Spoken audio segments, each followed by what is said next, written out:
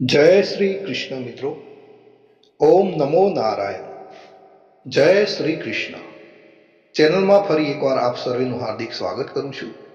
મિત્રો, નારાયણ કવચ અત્યંત પાવન અને શક્તિશાળી સ્તોત્ર છે, જે શ્રીમદ ભાગવત મહાપુરાણમાં છઠ્ઠા સ્કંદના 8મા અધ્યાયમાં આવેલું છે। આ કવચનું પઠન આપણી અંદર દૈવી શક્તિઓને જગાડે છે અને બધી જ બાજુઓથી રક્ષણ આપે છે। કવચ પાઠ કરતા પહેલા ભગવાન વિષ્ણુ, નારાયણ, શ્રીહરિ તેમજ સર્વ દેવોને વિશ્વ શાંતિ અને આત્મશુદ્ધિ માટે પ્રાર્થના કરવી શ્રેયસ્કર ગણાય છે। તો આપણે આપણા પરિવાર માટે તેમજ વિશ્વના કલ્યાણ માટે શ્રીહરિને પ્રાર્થના કરીશું અને પછી જ આપણે સંપૂર્ણ નારાયણ કવચનો પાઠ સાંભળીશું। તો મિત્રો, પ્રાર્થના કરીએ પહેલા ભગવાનને। હે પરમ નારાયણ, અનંત અનાદિ વાસુદેવ, હે જગતના ત્રાતા, ધર્મના રક્ષક, આજે હું આપની શરણ આવી ભય મુક્તિ, શાંતિ અને શુદ્ધિ માટે હું મારા મન, વાણી અને કર્મથી આપની આરાધના કરું છું। હે દયાના સાગર, અમારી ભૂલ ચૂકને માફ કરી અમારું રક્ષણ કરો। આજનો નારાયણ કવચનો પાઠ કેવળ મારા માટે નહીં, પણ સંસારના સર્વ જીવોના કલ્યાણ, શાંતિ અને પરમ શ્રેય માટે હું કરું છું। હે હરિ, મારી આંતરિક અને બાહ્ય દુઃખોને નાશ કરો, મને સત્પથ પર ચલાવો, મારું મન હંમેશા આપના ચરણોમાં અડગ રહે એવી કૃપા દ્રષ્ટિ કરો। ઓમ નમો નારાયણ। તો મિત્રો, આપણે નારાયણ કવચનો આ પાઠ સંપૂર્ણ સાંભળીશું, તો જ એમાં કહેવામાં આવેલું ફળ કથન આપણે પ્રાપ્ત કરી શકીશું। તો મિત્રો, આપણે નારાયણ કવચ સાંભળતા પહેલા કોમેન્ટની અંદર જય શ્રી કૃષ્ણ, જય નારાયણ લખીશું અને ત્યાર પછી જ આપણે સંપૂર્ણ નારાયણ કવચનો પાઠ સાંભળીશું। અને સાંભળ્યા પછી આપણા જે પણ મિત્રો હોય, આપણા ઘરમાં કોઈ વડીલો હોય, તો એમને પણ આ નારાયણ કવચનો પાઠ જરૂરથી શેર કરીશું।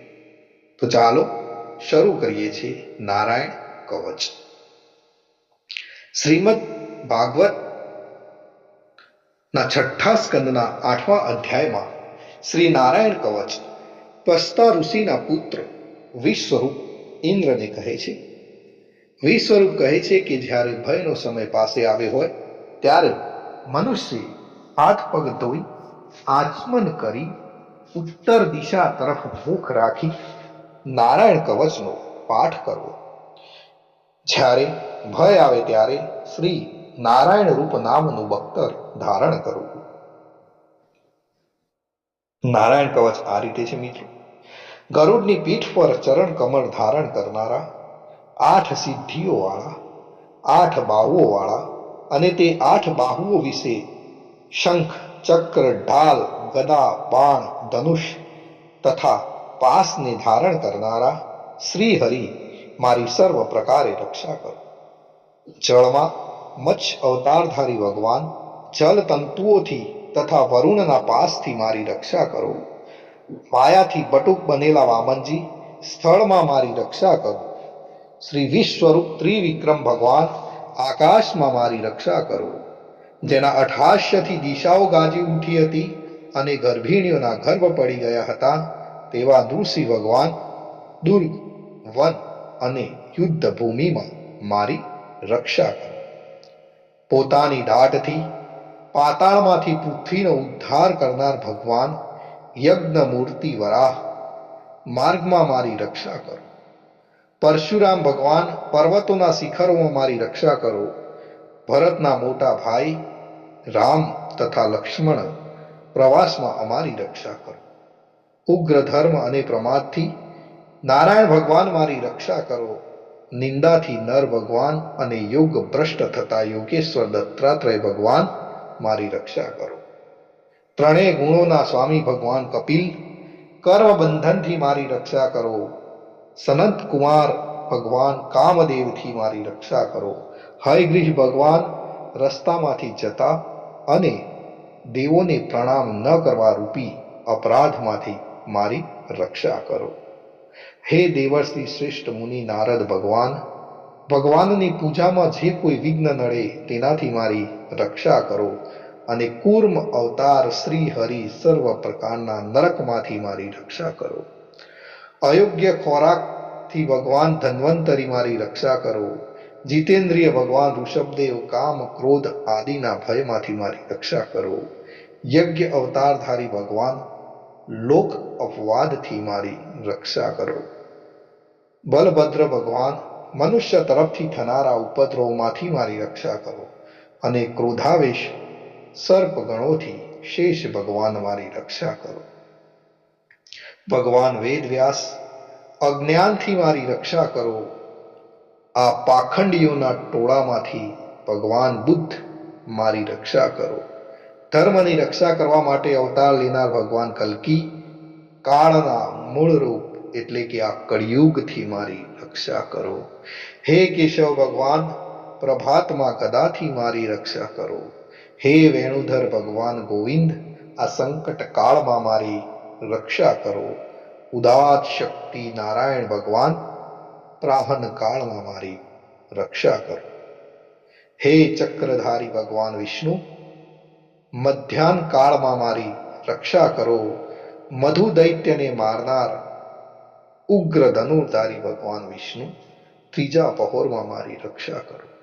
બ્રહ્મા વિષ્ણુ અને રુદ્ર એ ત્રણ મૂર્તિવાળા ભગવાન માધવ સાય કાળમાં મારી રક્ષા કરો. ઇન્દ્રિયોના સ્વામી ઋષિકેશ ભગવાન પ્રદોષ કાળમાં મારી રક્ષા કરો. પદ્મનાભ ભગવાન કેવળ એક અર્ધ રાતથી પહેલાના કાળમાં અને અર્ધ રાતે મારી રક્ષા કરો. શ્રી વત્સ સિંહધારી ભગવાન એવા ઈષ્ટ શ્રી વિષ્ણુ ભગવાન પાછલી રાતે મારી રક્ષા કરો. તલવારધારી ભગવાન જનાર્દન મળસકામાં મારી રક્ષા કરો. દામોદર ભગવાન સંપૂર્ણ સંધ્યાઓમાં મારી રક્ષા કરો. કાળ મૂર્તિ ભગવાન વિશ્વેશ્વર સૂર્યોદય પહેલાના કાળમાં મારી રક્ષા કરો. હે પ્રલય સમયના અગ્નિ જેવી તીક્ષ્ણ ધારવાળા ચક્ર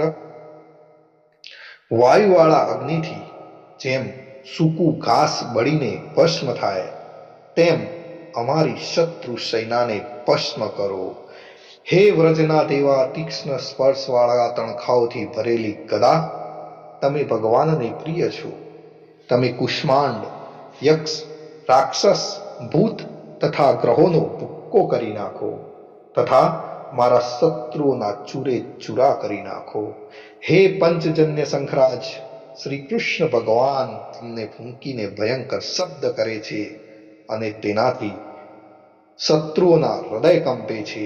હે પંચજન્ય શંખરાજ તમે રાક્ષસો પ્રમથો પ્રેતગણ માતૃકાગણ પિશાચ બ્રહ્મ રાક્ષસ પીછા બીજા ઘોર દ્રષ્ટિવાળાઓને નસાડી મૂકો. હે તીક્ષ્ણ ધારવાળી તલવાર તમે ભગવાનના હસ્ત દ્વારા પ્રેરાઈને મારા શત્રુઓના સૈન્યને કાપી નાખો. હે સેંકડો ચંદ્ર જેવા મંડળ સમાન ઢાલ તમે શત્રુઓની આંખોને ઢાંકી દો તથા પાપી નજરવાળાઓની પાપ દ્રષ્ટિને હરી લો.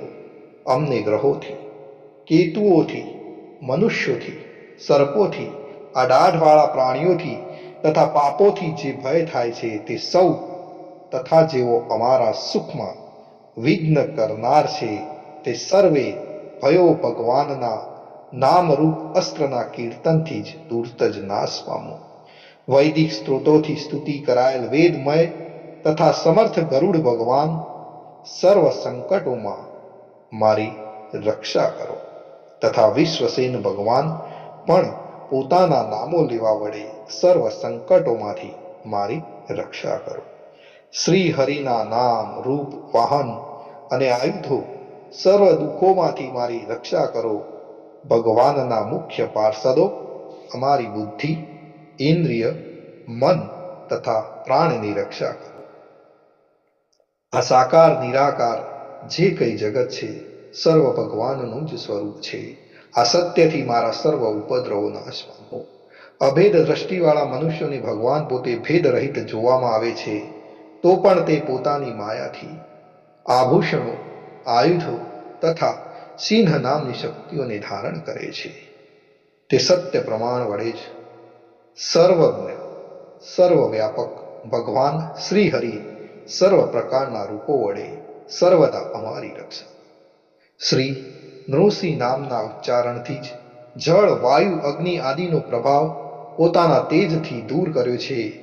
એવા લોકના ભયને દૂર કરનાર ભગવાન નૃસિંહ સર્વત્ર ચારો તરફ અમારી રક્ષા કરો. મિત્રો, જો આપણે નિત્ય નારાયણ કવચનું પાઠ કરીએ છીએ તો આપણને શું ફળ મળે? તો વિશ્વરૂપ કહે છે કે હે ઇન્દ્ર, આ નારાયણ કવચ તમારી આગળ જે કહ્યું છે, જે ધારણ કરવાથી એટલે કે સાંભળવાથી તમે શ્રમ વિના અસુરોના અધિપતિને જીતશો. આ નારાયણ કવચને ધારણ કરનારો મનુષ્ય નેત્રથી જેના તરફ જુએ અથવા તો પગ વડે જેને જેને અડકે તે તુરત જ બધા જ ભયોમાંથી છૂટે છે. આ કવચ ભણનાર પુરુષને કોઈ દિવસ રાજાઓ તરફથી, ચોર તરફથી, ગ્રહો થકી, વ્યાઘ્ર આદિ તરફથી તથા બીજા કોઈ તરફથી ભય રહેતો નથી. તો મિત્રો, આપણે હંમેશા સમય કાઢીને નારાયણ કવચનો પાઠ કરવો જોઈએ. તો આ હતું નારાયણ કવચ. ભગવાન સર્વનું રક્ષણ કરે એવી જ મારી પ્રાર્થના છે. અને મિત્રો, કોમેન્ટની અંદર જય શ્રી કૃષ્ણ લખવાનું ભૂલશો નહીં.